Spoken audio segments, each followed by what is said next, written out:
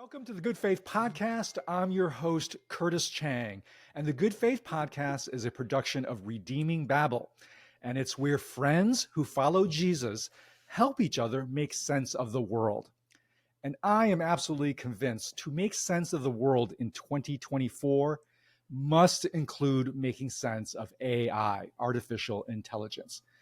I think there is this common feeling that AI is like a tornado that has hit us. It's like a tornado that has hit us with great force, unpredictability, and a sense that we're being swept up and almost without our choice. It's taking us somewhere. I know that's my emotional feeling about AI is the sense of like, hey, I didn't choose this. I didn't design this. I'm not sure I want a world that is dominated by AI. This is all happening to me. It's taking me somewhere without my sense of choice or agency. And so when you layer on the sense that socially, as a society, AI is taking us somewhere, we also have to add on this extra question that's crucial to the mission of the Good Faith Podcast, which is not just where is AI taking us socially, but where is AI taking us spiritually as well? Because I firmly believe every technology has some spiritual impact as well. And so I've been wanting to do this episode for quite some time around this question, where is AI taking us spiritually? But it's taken me a while to get to this topic. And the reason is because it requires some very special guests. It requires guests who are able to track this tornado that is AI. And by that, I mean track it technologically, because it's happening at such speed with such rapidity that not a lot of spiritual thinkers can even track the latest developments of this AI tornado technologically. And yet we also need somebody who can track it technologically, but also stand apart and outside of this tornado and discern its long-term potential spiritual trajectory as well. And that is why I am so excited and why I've had to wait until I can get these guys, my two guests today, onto the podcast together to help us answer the question, where is AI taking us spiritually? And our two guests are John Kim and James Cham. And let me introduce John Kim first. John Kim is a managing member of the Karamaan Group. It's an investing firm that invests in AI-related technology. So it is his job. He's paid to track this AI tornado. But he's the rare tech investor that has spiritual chops. He is actually a former pastor of the Vineyard Church, and he sits on the board of Vineyard USA. And he is one of the, I think, unique voices at the intersection of technology and spirituality as a result. And I so much am excited to have you here. So John Kim, welcome to the Good Faith Podcast. Wonderful to be here. Really excited to have this conversation. And it is certainly the topic du jour. There's no doubt about that. Well, our second guest is James Cham. James Cham is a partner at Bloomberg Beta LP. So like John, he too is paid to track this technology tornado that has hit us. He focuses, in fact, his investments on machine learning related companies.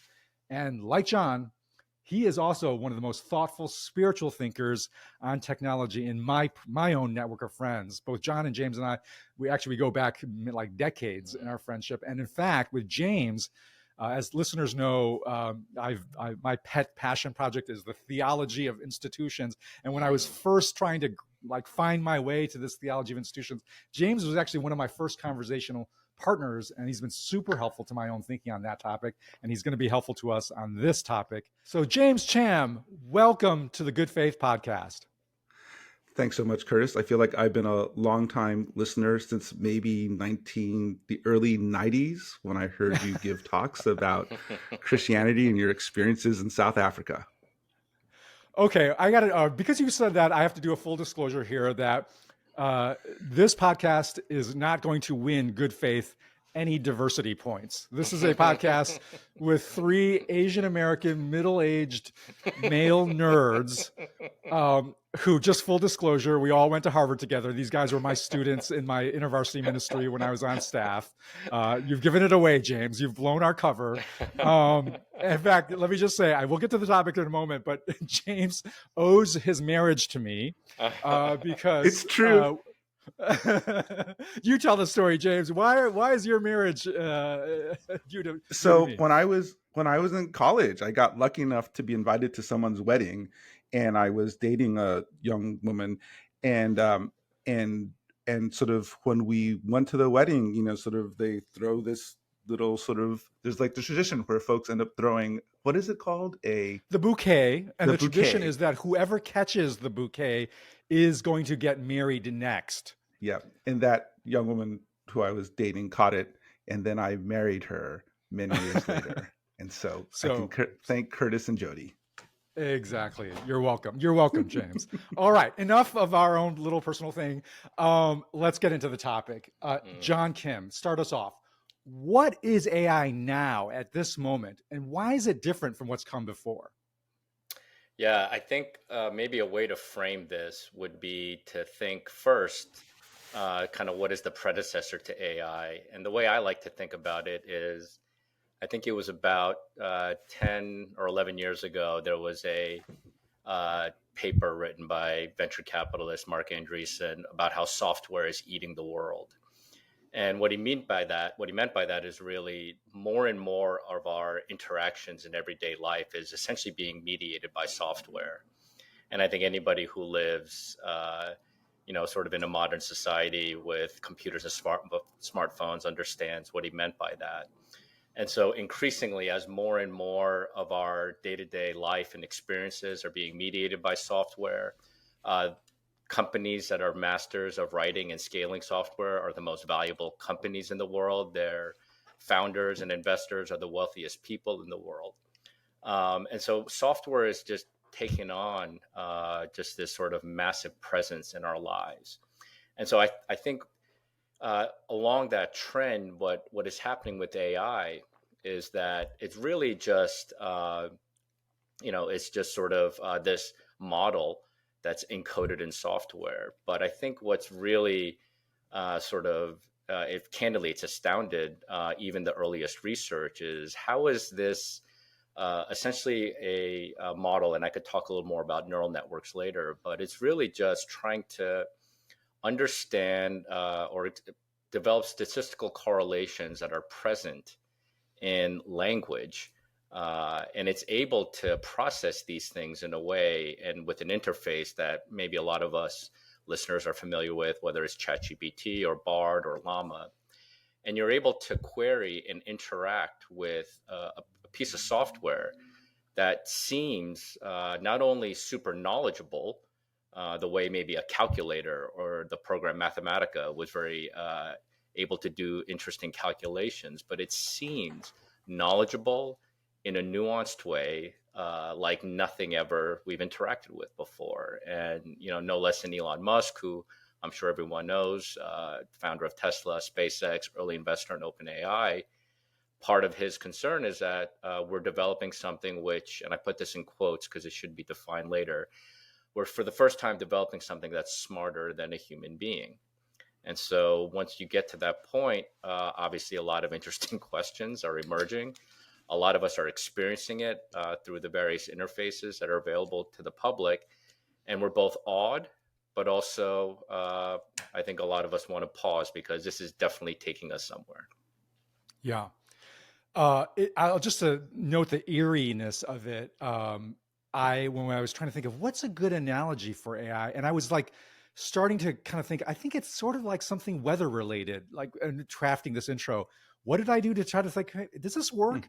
I went to ChatGPT and I said, give me analogies to AI. And then it gave me analogies at first outside the realm.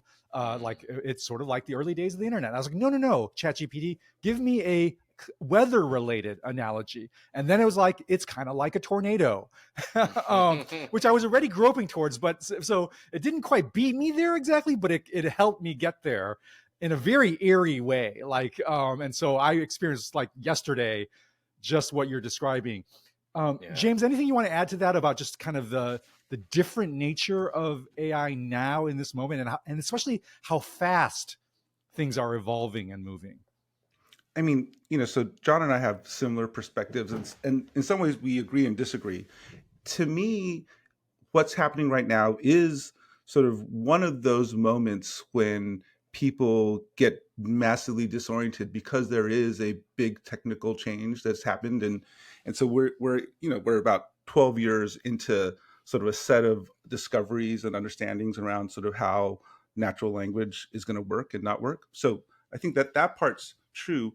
The thing that I would probably say a little bit differently is I'd say that we've been at moments like this before with new technological change, and we've had similar temptations. We've had similar Mm. temptations to overly anthropomorphize on the one hand, to say this thing feels like this uncovers the reality of the universe in a way that may or may not be helpful. And then the other thing I'd say that's interesting is like, in some ways, this thing that we're seeing right now falls within the continuum of different sorts of collective intelligence. That in some ways, this is closer to the invention of the corporation than it is to the invention or the discovery of electricity. And Mm. depending on how you think about that and where you come down on that, you come up with very different conclusions, and also hopefully, sort of different attitudes towards what's possible here. Okay, a lot to unpack just even in that statement. James, I'm going to follow up on this. So you're saying that actually previous technological innovations created a very similar sense of disorientation and a sense of like, are we dealing with something completely alien and foreign? Give me some historical examples. What would be some examples of previous that you would make analogize to the current impact of AI? There are a whole series of movies coming out now about Frankenstein's monster, and sort of a lot of that is like just a really compelling story, but some of it is just grappling with the fact that we started to understand electricity, and there was a sense that wow, electricity is the heart of life, and if we unlock electricity, then we'll be in this Yes. position where we can control everything. And Right. what's interesting is when we were grappling with it, we grappled with it both technically, but also economically, and also through culture. The culture just And had to help spiritually us, as well, and right? spiritually, Yeah, we yeah, had to interpret it. yeah. And what's different this time, right? I mean, so I think those patterns are the same, but what's different this time is we are also, sort of about 70 years into the rise of sort of very fast communications, and we're about 20 years into in the middle of sort of like this super tight sort of loops of information transfer. And that dynamic, that tornado, that's actually part of what's causing sort of this very impressive set of like advances, but at the same time it's created this disorientation, and also different potential failure modes for us as a society, and also, to be honest, for us as as spiritual beings. So at one level, you're saying, look, we've been here before. This may be at an extreme level, but there's a historical playbook for this that exists at some level. That's right, and I think that continuity with what's happened before is critical. And I think that also that's why it's so important for people who have wisdom about how the world moves or worked or has worked in the past, for them to contribute to the conversation. And I think that's like, if I were to have one message for Christians, it's like, this is your time to contribute, because Mm. we are in some ways closer to a Genesis moment than we are into a Revelations moment. That there's a way in which we could be looking for signs of the Antichrist and the end of time, which I think is always like, I don't dismiss it, right? But I Yeah. take it very seriously. But I would propose that the lessons that we should be focused on are in moments of creation and how that can go well and badly. And in that, Mm. we have a lot to contribute. We have a lot of wisdom and insight, and hopefully compelling sort of perspectives that I think everyone would benefit from. I love that model, and that Mm. the narrative of Genesis is that humans have agency. Humans are given agency in that narrative to have a responsibility of stewardship of creation, not just to be victims of or be swept away like a tornado. Okay, John Kim, I don't know if you picked up, but James Cham, right there at the end, was currying intellectual favor with me because he likened AI to the invention of AI to the invention of the corporation, and it's been my contention, Mhm. my sort of theological push, that we need to recognize institutions like a corporation within the Genesis narrative. That the Mhm. creation of the corporation is simply the imaging of God in collective form, and that's Yes. from Genesis all the way to Babel. God's design was that humans would image God not just as individuals, but in the collective as well. Let us make man in our image. Mm, And so, what I think James is hinting at, which I want you to follow up on, is he's proposing, look, let's think of AI as actually a collective imaging of a human, of intelligence. And it's a human, it could potentially be viewed as and experienced and enacted as actually humans stewarding this responsibility to actually pool our intelligence and therefore reflect God more beautifully, more fully in some way. That's a different way of thinking and looking about AI spiritually, theologically, that I've not heard people talk about a lot. Is there potential in this line of thinking? I actually I appreciate that. I am aware of that fascination with a theology of organizations, and actually part of what I've studied this historically. I did when I did my PhD. I thought about things like mechanism design, the theory of incentives, how you get people to work together. I Yeah. actually like this model a lot because the dystopian narrative. I mean, I think we're old enough. I think this is the 40-year anniversary of the Terminator movie, which That's obviously right. That's painted right. it Yeah. painted that picture of, oh my gosh, the machines are going to rebel against us. And Skynet. certainly, yeah, Skynet, exactly. And that's sort of that's been memeified. I have a young son, and so I'm aware of that. Things get put into these memes, but like those are the things you hear a lot of that. You hear a lot of concern, and of course the Yuval Harari has written a lot. I think the folks who produce a Netflix documentary, The Social Dilemma, talk about the AI dilemma. And I actually really like the framework of, what are the redemptive possibilities if you actually steward over AI well? It's a profoundly powerful technology. As I alluded to earlier, I mean, the idea that you can harness all recorded knowledge, and that is knowledge that has been put down into language, and then bring it to bear on the problems at hand. You could almost say that anybody who's a knowledge worker, because whether you're, if you work with your mind, whether you're a lawyer or an accountant or an investor or a physician, you're essentially taking recorded knowledge Yeah, and that's right. then figuring out how to apply it to the problem at hand. And I contend that the likelihood is very high that a properly trained AI will do that far better in most contexts and most humans. That's a potentially powerful thing that, if it's harnessed well, and this again goes to the Genesis narrative of to fill the earth and to subdue. I remember I spent a lot of time on that word. What does it mean to subdue? To try to bring order out of chaos. And the world is a chaotic place. And there's no doubt that there are many forces and many even institutions and organizations that maybe are not properly directed and whose ends may not coincide with a biblical model of redemption. But to your point, there's absolutely ways to, but we have to first understand what this is. Yeah. We have to be in the game, so to speak.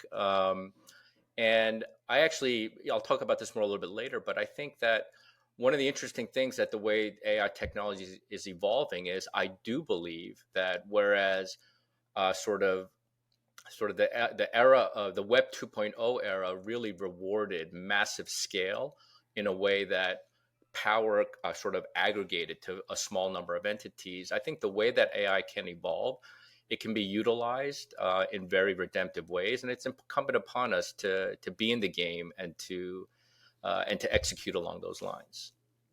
James, you wanted to follow up on that point?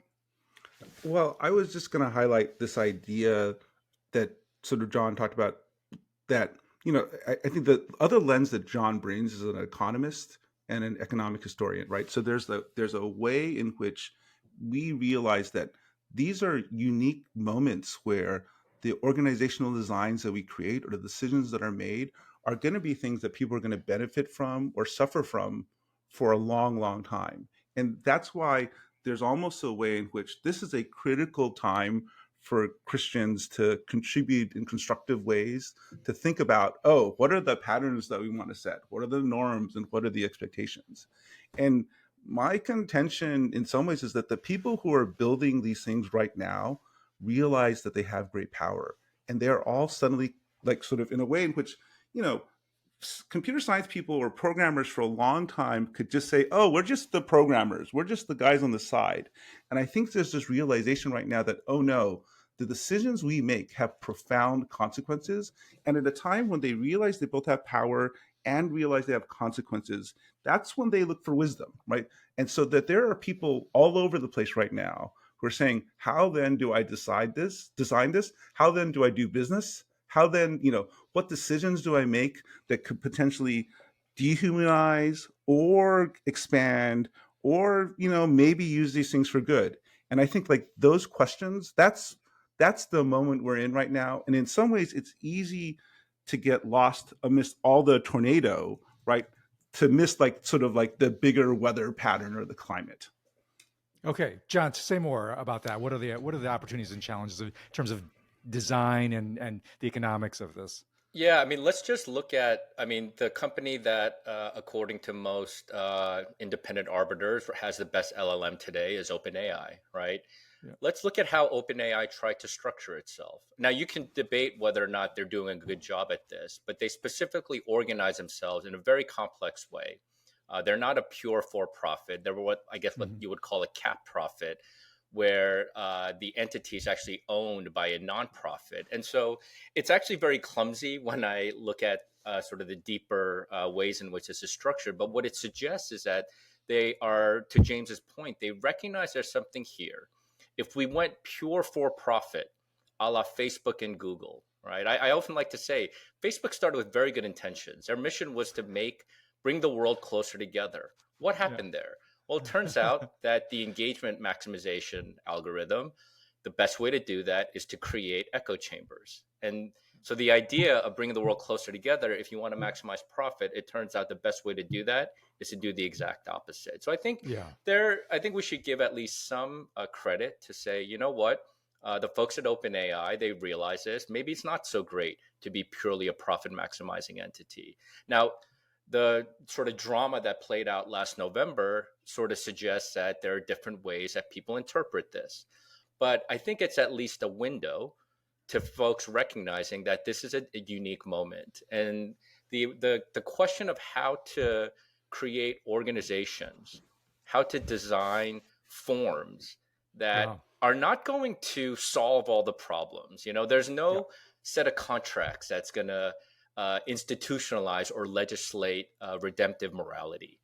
No, at the end of the day, the character of the players involved still matter. But at least my theory is that, or my presumption is that, good forms, good institutional design actually goes some way towards at least providing incentives and leaning an organization towards certain outcomes. And that's John, you keep saying that you're going to be a weekly guest on the Good Faith podcast. Okay. And that's exactly right, that we mirror an image either more towards God's true character or less, not just in our individual behavior, but how we design our institutional incentives, structures, and practices. And we have a Genesis moment now to do that in AI. I think that's an incredibly compelling perspective. I want to explore some also the downside risks in a moment, but I want to help listeners gain this sort of at a very practical level, because we can still think of this as an abstract issue. I mean, John, your example of the corporate structure of OpenAI is very helpful, but it's still kind of at a high level abstraction. Let's talk about product design. Ways in which how can the product design of AI actually be more humanizing or less humanizing? Let me give you a recent example, and I want to get you guys' perspective on this. So I've been trying to think, look, I want to walk the talk. I want to dip my toes in AI. I'm not a technologist, but I want to at least get my hands on it so that I can start thinking about it with some spiritual insight and depth. So I've been thinking, well, how do I possibly work in an AI tool onto the Redeeming Babel and Good Faith in general, right? And there's a lot of ready off-the-shelf products where you just basically grab a chat bot that's going to basically be on the back end as ChatGPT, and it'll just spit out essentially the interface from ChatGPT, but it's on your website and maybe trained a little bit on your stuff, whatever. I was drawn to a friend of mine from church who has started this initiative. He's in the machine learning industry. He started an initiative called Pastors AI, pastors.ai. And the mission of it is, how do we bring the tools of AI to help ministries? And as I talked with him, I thought, how does your model different?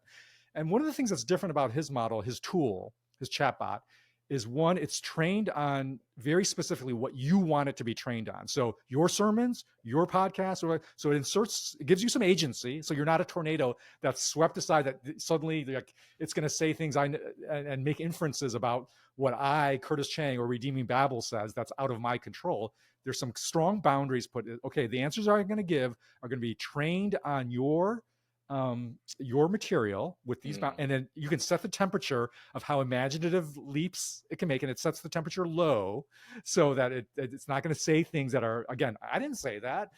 So I thought, okay, that's helpful. That's a design choice. And then the other, I think, which is the key design innovation of Pastors AI, is that he wrote the code so that every answer it gives a citation hyperlinked to the actual video clip from a Good Faith podcast that it's drawing that inference on. So it's showing you its homework, and it's saying, if Curtis would say this in answer to your question, and here's why I think he does, you can follow the link and you can hear directly from Curtis saying that. I thought that's what attracted me to go with him. And so, by the way, listeners, that's going to be unveiled by the time this podcast is revealed. The Pastors AI chatbot is going to be on the Good Faith, on the Good Redeeming Babel site. You can go to it and you can test it out for yourself. But here's the reason why I thought that was crucial. Because John, earlier, and James, both of you have said that AI gives us the chance in some ways to do this collective conversation, collective resourcing that in reality, every doctor, lawyer, economist is actually engaging in. But the problem is that historically, up until this point, the human aspect of that conversation across time and across space has a human element. Like, I'm pulling a book off of your bookshelf, like that beautiful bookshelf behind you, John, right now. And I'm in conversation with Livy, the Roman philosopher that's right over your left-hand shoulder there, John. And even though he's dead, I feel like as I read Livy, is it Livy? Levy? Am I pronouncing it right? I think it's Livy. Yeah. Livy. Okay. I have this experience of, it's a human experience. I'm reading his words. I feel like I'm in dialogue with a human being, right? The challenge of Chat GPT is it feels like it's actually drawing on all sorts of intelligence, but it's not giving me any experience that I'm actually engaging in a human conversation with human authors, thinkers, writers in the past. It's like, no, I'm engaging with this machine, with the software, and it's telling me, it's giving me the answers, versus it's just compiling and collating human answers across space and time.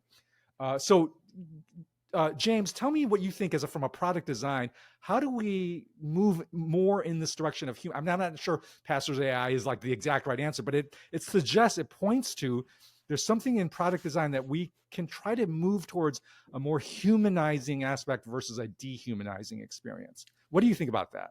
I think that we are in a transition moment before architectures and product expectations get set.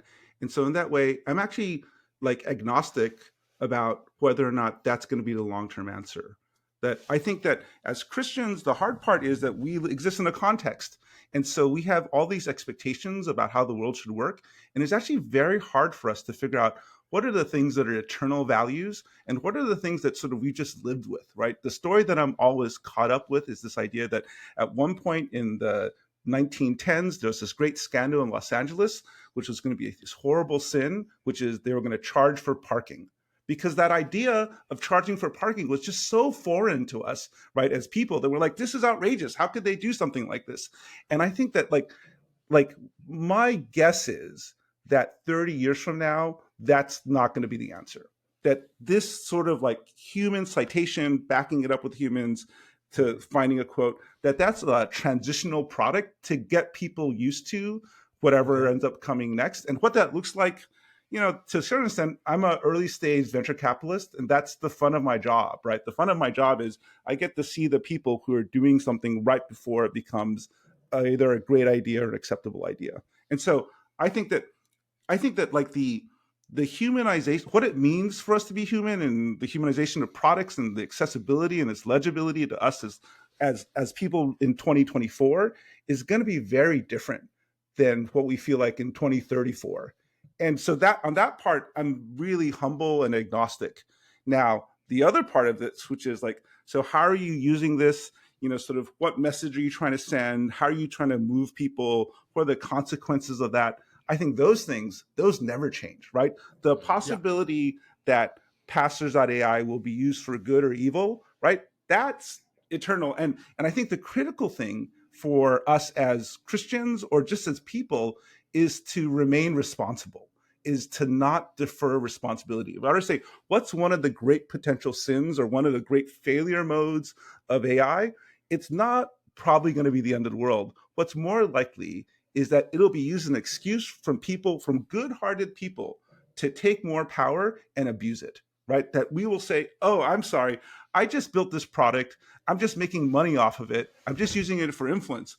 But the fact that it does these abusive things, it's not my fault, right? And I think that actually, that's the far greater temptation. And to be honest, as we know, as Christians, we've got the fall, right? Like that is the far more likely outcome. John, Yeah, how then do we guide people towards taking agency? Like put on your pastor's hat now for a moment.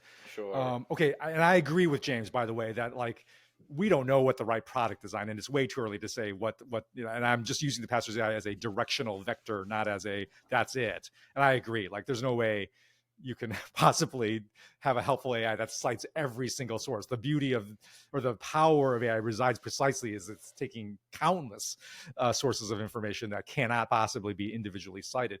But still, we can have some guiding stars, not blueprints, but guiding stars at the level of what are we aiming for in product design that reflects the meta responsibility that James is talking about. So can you Yeah. help pastorally guide us both as, and speak now like to a tech designer, to a coder. I have programmers who are listening to this podcast. What would be your pastoral role to say like these should be your guiding stars?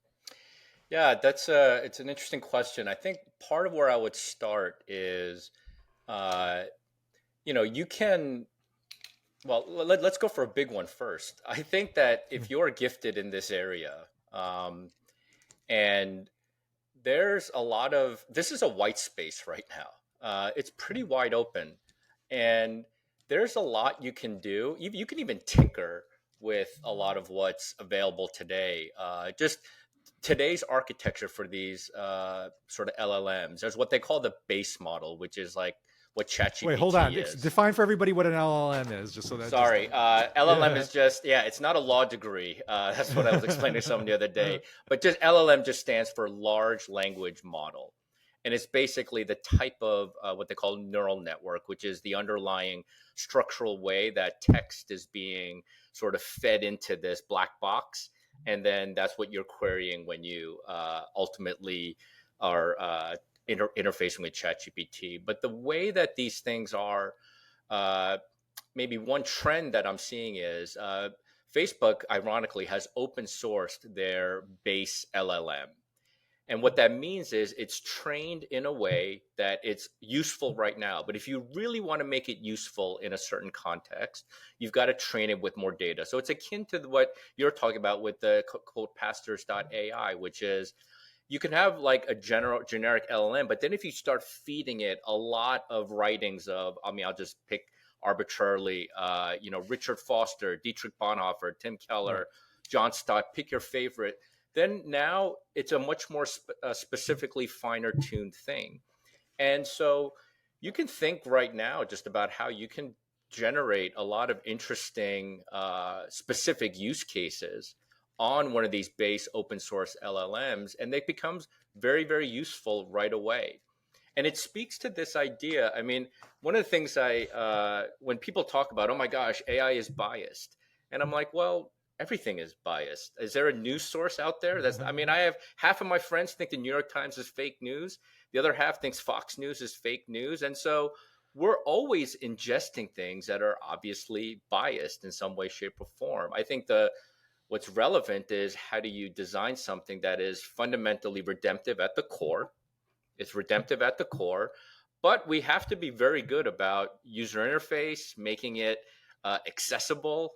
We can't just be content with, oh, my thing is morally upright. As a result, everyone should use it. No, we actually need to design things in very useful and clever ways. But I guess there's just a ton of white space right now for people with these sort of types of imaginations. I mean, this is why I'm so focused on the entrepreneurial community as well. Is if you can gather people with like-minded sort of values and ideals, and then work together to actually build things. In some sense, it's a really interesting hermeneutic of the gospel is actually to build an artifact, build a Yeah. product, build a service that actually reflects the things that we believe, and put it out there. And there's like I said, there's just a ton of white space right now in that regard. All And right, then, we're involved in this fascinating conversation with John Kim and James Cham on the question, where is AI taking us spiritually? And where Good Faith is taking you right now is on a break. So we'll be right back. All right, we're back. Thank you for coming to the Good Faith conversation on where is AI taking us spiritually. We're with John Kim and James Cham, two guys at the intersection of AI technology and spiritual reflection. James, I want you to follow up with the topic that we were talking about, which is speak to somebody, to a Christian who wants to do redemptive work in this world and who is touching AI in some way. Say more about, like, what would be your advice to them? How do they seize this Genesis moment, this moment to actually put creation on maybe a more path dependent sort of path or whatever, to more virtue? What does that look like? okay, so I'd ironically suggest that this is a time when people who are building these systems are more open to hearing stories from the Bible or Christianity than ever. That there's a Hmm. way in which we now live in an environment in a lot of technical circles which are post-Christian enough that they are open to hearing these stories as if they are new. That they are thinking to themselves, how do I think about jealousy? How do I think about the fact that, like, we're trying to create this organization that may or may not be good? What's the equivalent of an idol? And I think that in this way, the engineer or the executive or the entrepreneur, like, the vast set of resources they have from the Bible and Christian theology is actually quite useful, right? The idea that we are bad but want to be good, I think, is this idea that sort of like that people grasp onto. They're like, oh yes, what is that called? This sort of original sin, right? Or this Yeah. idea that people become jealous of each other. Oh, how do I even think about that? There are many, many stories about that in the Bible, right? And I think that ironically, there's a unique opportunity for this folks who are doing something fundamentally new to hear from things that are very old, because they realize that the decisions they make have consequences. And and there's a way almost in which, like, for a variety of reasons, we as Christians have forgotten, like, the Bible is not just a way of understanding God, it's also an accurate description of how we really are, right? And the true Hmm. nature of the world. And taking advantage of that is something that we just don't do often enough. There's a rich legacy over thousands of years of people making decisions by talking about the Bible. And there's almost a way in which you use it as a proof text, to prove our point of view, Right. rather than recalling these stories and saying, oh, here's a common base of understanding of how things have worked out certain times. And to the extent that we repeat that, and to the extent that you have those sets of, like, fairly old fashioned points of view and are able to tell them in interesting ways or apply them, like, you'll add great value to all of the discussions that you're in the middle of right now. Okay, James. Okay, that's a great point, because now you're transitioning, not only giving some pastoral instructions to the engineer, but I think you are starting to give pastoral instruction to the theologian, because really you're saying, here's a theologian, here's your task, or pastor, theologian, spiritual thinker. And let me interpret what I think you're saying here, and then I want to get John's thoughts on this. Is because there's a temptation for the theologian, and I consider myself a public theologian, right? Mm. I'm a lay theologian, really, if you will. I don't have a PhD. I'm just a guy who reads a lot of books, and just like a lot of my listeners are, right? And I've been really diving deep on this theology of institutions, and I think that could be my contribution to the AI topic. Not, which is interestingly, not by becoming an expert on AI. And I think this is the temptation for theologians who want to make their work relevant. They think they need to become an expert on this other topic, right? And so I got to track everything about AI. I can't do that. I know I can't do that. And I think most theologians can't do that.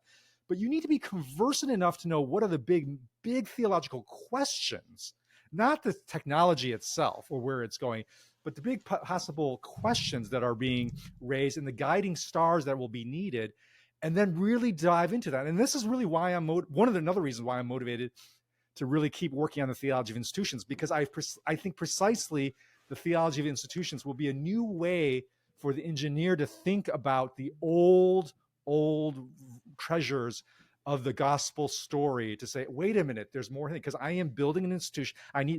The building of AI is fundamentally an institutional activity. You don't do that as an individual. And it's also a collective, it's an extreme version of a collective reflecting of God's character and God's knowledge given to human beings. So, James, you want to follow up on that, and then I want to take it to John. So say more on that. I mean, and then there's another part of this, which, so I think there's a way in which we as Christians can then interpret this context better and more accurately. There's also a reality that there are a set of technological changes and understandings about how we talk and think and the nature of knowledge that we should talk about next, but let's have John talk about this part first. Yeah, John, please say more about now put on your pastor's hat and pastor other theologians and other pastors. What should they be really focusing their energies on so that they can play their role in recovering agency around AI? Yes. First, 10,000 amens to James's point. Never more has a technical development brought people with a biblical worldview and with a deep understanding of the creation story into the conversation. I think it was 10 years ago that, according to some Fortune or Forbes article, Elon Musk and I think it was Larry Page had that argument, which I think led to some of their discord between them about whether or not AI should be endowed with rights. And I think Larry Page called Elon like a humanist or something. He values humans too much. And I think Elon was like, well, of course I value humans more than created things. My point is that conversation that went public became a central conversation piece that I was having with tons of people, because it was asking the question, what the heck does it mean to be human? It's what one of my favorite thinkers, Cornel West, he almost in every one of his talks is like, the central question is, what does it mean to be human? That's the predicate. That's the soil in which we're operating. So to answer your question about like people who like a coder or to a pastor or to the theologians, I think Christendom and the church is part of an ecosystem. It's part of an ecosystem. So let's just, what should that person in software development that works at OpenAI or Google or Facebook or wherever, you're now invited into this conversation because you have these skills. And those skills give you entree to talk about how are you informed about what it means to be human? Where does your view on that come from? It helps if you attend a church where maybe, and this is what pastors should always be doing. I think all good preaching is essentially about understanding the eternal story, the immutable truths of the scriptures, and figuring out, so what? Like, what does that mean right now at this moment? And so I think it's, and while they don't, a pastor / theologian, you don't have to become an expert in AI. But what I will say, and I wrote a little primer about this, it's actually not, there are a lot of technologies where you basically need the equivalent of a PhD in physics to really get your hands dirty and understand what's going on. But with AI, if you've had high school algebra and you're a reasonably curious person, I kid you not, you can certainly know enough about this. And this is a consequential enough technology that you can start to draw the lines between what's happening in the day-to-day realities of research to the questions that you are an expert on. The questions around whether it's the creation story, what is responsibility? What does stewardship look like in this movie? What does the parable of the talents have to say to us in this moment, right? It's funny, I think Redeeming Babel was the URL that you chose. What does the story of Babel have to, what does Genesis 11 have to say to us about this moment? And the more people that are actually talking about this stuff, if the theologians, who, I mean, I'm somewhat arbitrarily putting them at the top of the stack, are thinking about this Don't stuff, do that. and they're and the pastors and preachers are reading the That's right. theologians, and those Yeah. people are preaching to the people who are actually in the day-to-day, in the spheres where this stuff is being built. Now you have an ecosystem where influence is being propagated. And I think that's a healthy way for Christians to be salt and light. Not and some of those hopefully will build their own firms, build their own or organizations. They may or may not be firms. There are a lot of different potential organizational forms. But the point is that they're a healthy theology almost not only does it need to be embedded, because I think a healthy theology always needs to be embedded, but this moment is actually the invitation, at least in my experience, in the 25, 30 years I've been doing this, has actually never been wider for people of faith to be invited in and to say something about the most pressing matters at hand. All right, we're back with the Good Faith Podcast. And like I said, we began this podcast by asking the question, where is AI taking us spiritually? And these two dudes, John Kim and James Cham, are challenging us to say, no. The real question should be, where should we be taking AI spiritually? Where can we exercise some agency, ownership over our human mandate over creation, and try to be creating AI such that it is more reflective of God's design for humanity? All right, these are big questions, big topics. James, I'm going to challenge you again to get super sort of nitty gritty practical. And I'm going to be by posing you this scenario. We've been talking about how AI and the design and creation of AI is fundamentally an institutional activity, right? You just can't do this as an individual. You're going to do this via institutions. So let's get really practical about that. Let's say I am a recent graduate from University of Illinois, the state where I grew up, with a degree in computer engineering. And I'm looking at which job do I take next? And pretty much I'm a software engineer, and pretty much any job out there is going to, these days, the most attractive ones anyways, are asking me to dive into machine learning, AI. And so I've got to choose which company or which field I'm going to really try to go after. If I'm a committed Christian and I'm listening to all this conversation, I'm like, okay, I want to take up the call. I want to take up the mandate to try to, have responsibility and take AI towards more redemptive directions. I don't know exactly where, but I do know, based on what these guys are saying, my choice of the company I work for, the institution I choose to attach myself, is an initial important choice. That becomes a path-dependent choice I make. If I join Facebook, Google, some other startup, whatever. James, your job, along with John's, is to evaluate companies. Your job is to peer deeply into the nature of companies and discern their true character and nature. Do that for this hypothetical new engineer. How should they help him or her peer into these companies and say, I think that company could be one that I could attach to and have a redemptive potential? What should he or she be looking for? I think that there's both the reality that organizations are these wonderful levers to create a new world, and there's a reality that none of them are perfect. So that's one thing I just want to acknowledge. The second thing that I'd say is that, there's a little bit of, you forget that sense of just confusion and desperation you have when you're 21 years old and just trying to get a job.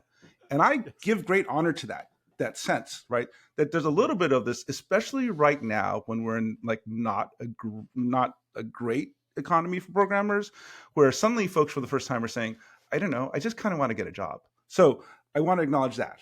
And then now let me describe to you sort of, if I were trying to make that decision, what kind of person I'd be, right? And I'd say that, let's say you are lucky enough that you had offers in all three: to create something new, to join a fast-growing startup, or to join a big corporation, right? And I think a lot of that depends on your inclination. And I'd say that as an engineer, if you are more institutional, I'd almost say it's like you should take as much risk as you feel comfortable, right? That if you're more of an institutional type, then you should join the big organization. You'll learn a lot. if you're feeling like you're willing to, like, if you're feeling a little more ambitious and say to yourself, I want to like create the future, I'd say that, like the truth is joining a fast growing startup is the best way to experience that, in part because there's just so much confusion and you have this great chance to do a lot of things. So that's, and then if you're like both arrogant and crazy enough to think at 21 that you can create the future, right? That then you should start something, because it takes a special kind of character and constitution and incredible luck to be successful at that. But then, the cost of being wrong at 21 is much, much less than the cost of being wrong at 65. So Okay, that's but one James, part. But then I'd say critically though, like the thing you have to do no matter what is not to get overwhelmed by the institution you join. That there's a temptation in whatever job you take, whether it's at Meta or the great startup or starting something new, to say that that is my whole world. And that indeed, that is the most dangerous thing for the 21-year-old. The most dangerous thing for a 21-year-old to say, you know what, I'm going to, because I am an enthusiastic, obsessive programmer, I'm going to go all in this organization. And then I can believe that I will be fine because I've attended enough InterVarsity, I'll be okay. And that's the lie, right? The big danger in making that jump is not to plant yourself in some spiritual home as quickly as possible, because it is very, very easy to then look back 15 years later and say, oh, I am now a startup person, rather than I'm a Christian in startups. And I think that's the far bigger issue, right? There's so much randomness in job searches, but that decision to say, oh, I will set aside time to plant myself, even if that is at great cost, right? That's the far more important decision when you're 21 years old. Yeah. Let me build on that for a second, if that's okay, Curtis? Yeah, I mean, I think please. the larger firms have their own logic that has been determined. I mean, I think, just to be blunt for a moment, the Google, Facebooks, big corporations of the world, it's going to be tough to change anything there. And similarly, maybe the agency that you have increases as you go from big corporation to startup to obviously, starting something on your own. I think, though, maybe to James's point, I think maybe the most important thing, and this is true for all of us as we think about how to take AI somewhere versus it taking us. There's something about maybe what I'll call sort of investing in your own spiritual formation. I think more important than actually where you go is like, who are you going to be when you show up at that place? How do you not let the institution swallow your identity? Like, I don't think a 22-year-old, I don't care how gifted a programmer you are, you're going to be somewhere, in the 20th, 80th, 20th to 10th percentile in terms of influence at a large corporation. That's okay. But I think, presumably, if you're gifted and God has called you, you won't be the lowest person on the totem pole, assuming you stay at a corporation, in 5 years, in 10 years. The question is, who are you going to be when you have some measure of authority, when you have some measure of that agency that we're talking about? Now, you may have worldly agency, but unless you've formed your soul and your mind and your heart into the image of Jesus, I don't know. It's I think that's the first order question there. And it's a question for all of us as we think about how to interact with AI. I use this analogy a lot, and somewhat controversial, but I think money is for the most part neutral. The question is, are we going to serve money, or are we going to let money serve us, and whatever sort of intentions we have for it? I think that's the same for all these creative things. And obviously that's, as Tim Keller and others would say, it's the essence of idolatry. Do we make this thing bigger than us? And to James's point, does my identity as a part of the institute, does that swallow me? Or am I rooted in something much more fundamental, something much more concrete than any of these other sort of fleeting things? And that goes for the 22-year-old programmer as much as it goes for all of us that are trying to make sense of how to make this technology serve a deeper purpose versus us becoming a slave to it. Okay, so we've been talking about how to recover agency for Christians so that they're taking AI somewhere. And we've talked to about that for like the high level entrepreneur, like, hey, really root yourself in the biblical story so that you're being guided by the big biblical questions of humanity, creation, and so forth. We've talked about that in terms of the pastor and the theologian or public theologian like me, that like, hey, do your work of providing some answers from that ancient story and develop some conversational familiarity with AI technology. But your real job is tell the story in fresh and new ways that draw upon ancient wisdom, so that people working with new technology are doing that with guided by the right ancient wisdom translated for this new work. I love all of that. And then we've most recently been talking about, okay, how do we help the 21-year-old new jobs applicant to also recover that kind of agency? And I think that our answer there is, hey, make sure you're taking steps to become formed spiritually so that when you do get even more agency, you're showing up really formed in Jesus. Now, for this last moment, though, I want to say actually probably the larger percentage of our listeners don't even fit into any of those categories. They're just your average person, average consumer working in a different industry. They're in banking, they're in healthcare, they're a teacher, and the definition that's been given to them in all this is consumer. And a consumer can often just be viewed as the ultimate passive actor. It's like, I'm just a consumer. I'm just going to consume whatever the market feeds me. So James, I want you to speak to the consumer, that lay Christian consumer. How do they recover some agency such that they're not just being passively swept up by the AI tornado?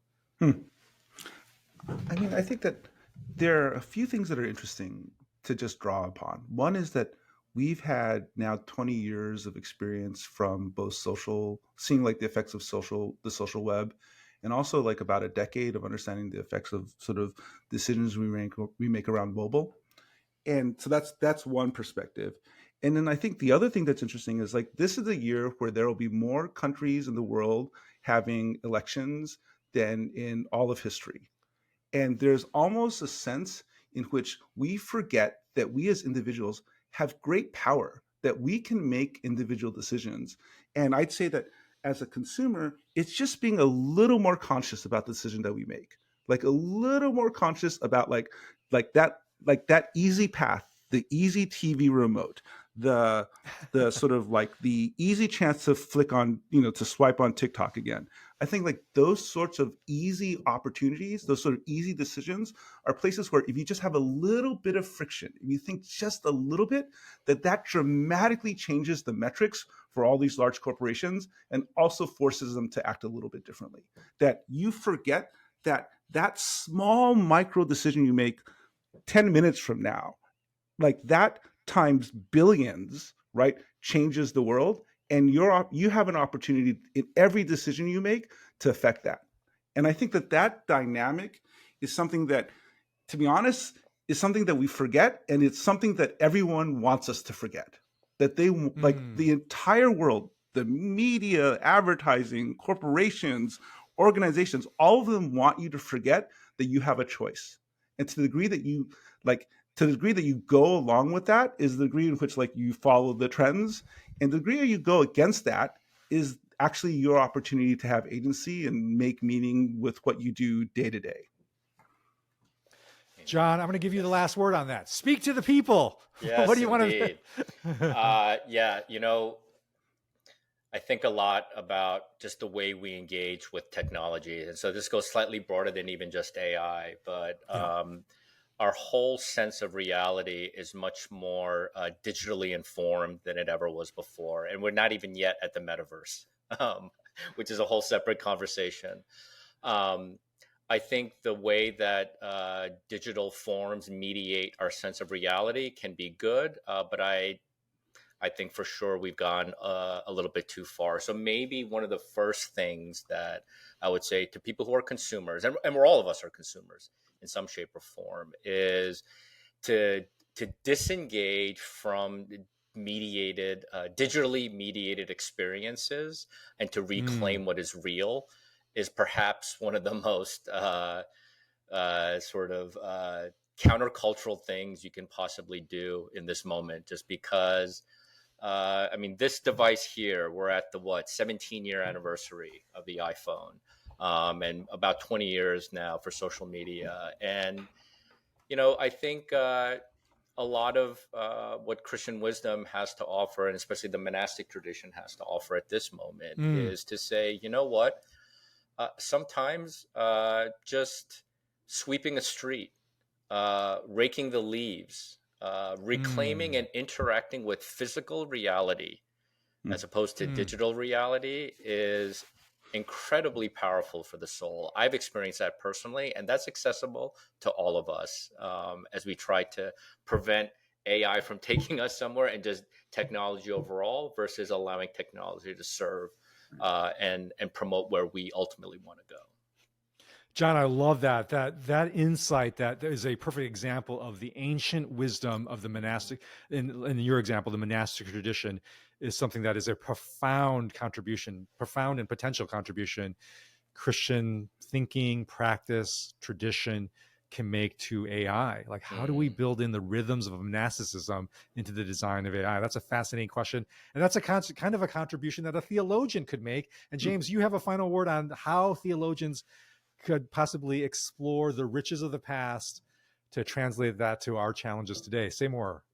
I mean, I think that there's another way in which the core sets of understanding that come out of modern AI around how we think about symbols and words, and that fact that we're actually able to do math on that. Like, there are a set of like ideas there that I think are profoundly challenging to the way that theology has been thought about for thousands of years. And I think that that's a worthy place of engagement for mm, theologians who are trying to explore the edge, right? In the same way that there's Yeah. this part where there's this context where the theologian is taking old wisdom or old grand truths and trying to bring them, like apply them to today. There's another way in which like the difference in how we understand communication and the fact that we can do math on symbols, that is really challenging to what it means for Jesus to be the word. So that's on the one hand.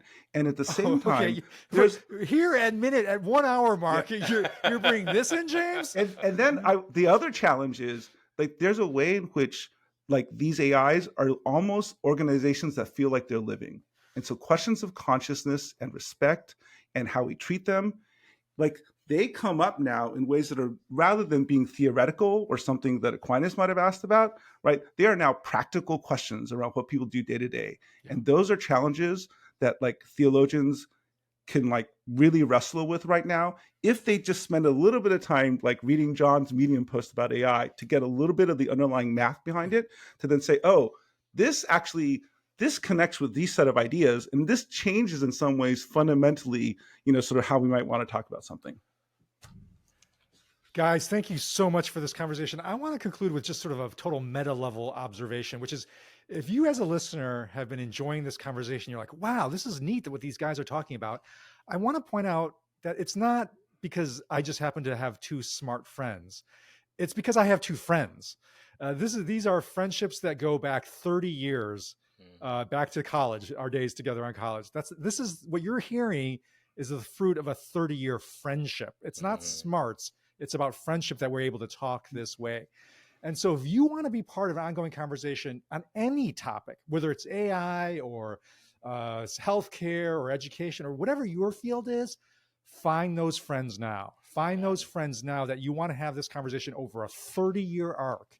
And 30 years from now or 15 years from now, whatever you can have this kind of rich conversation on your topic that you care most about, whether it's AI or not.